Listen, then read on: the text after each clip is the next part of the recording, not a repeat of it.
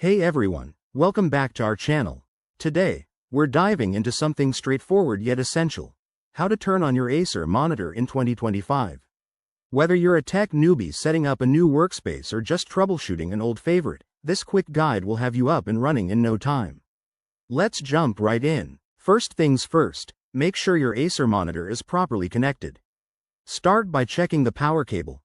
Plug one end into the monitor and the other into a reliable wall outlet or surge protector. It's also a good idea to ensure your monitor is linked to your computer via HDMI, DisplayPort, or whatever cable your model uses. Double-check that all connections are secure to avoid any surprises. Next, locate the power button. On most Acer monitors, you'll find it on the bottom bezel, often marked with a power symbol. It might be a physical button or even a touch-sensitive one, depending on your model's year and series. Once you've spotted it, give it a firm press. Hold it for about 1 to 2 seconds if needed, as some models require a slight hold to boot up. If your monitor doesn't turn on right away, don't panic. Common issues include a faulty cable or an outlet that's not working. Try unplugging the power cord, waiting 10 seconds, and plugging it back in. This simple reset often does the trick.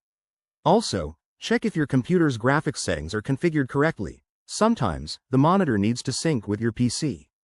Once it's on, you might see a startup screen or Acer's logo.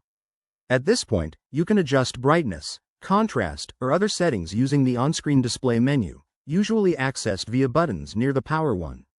It's that easy. In 2025, Acer monitors often come with smart features like auto adjustment or voice commands on higher-end models, so explore your user manual for extras. And there you have it. Your Acer monitor is now ready to go. If you run into any hiccups, feel free to drop a comment below, and we'll help out. Thanks for watching, and don't forget to like, subscribe, and hit that bell for more tech tips. See you next time.